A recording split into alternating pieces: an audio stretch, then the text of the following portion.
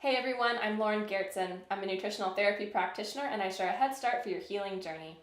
Today I'm going to show you how to make no-bake paleo lime bars.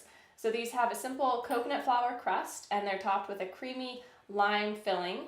Now the secret ingredient in this filling is avocado, and it sounds a little bit weird but it works out beautifully.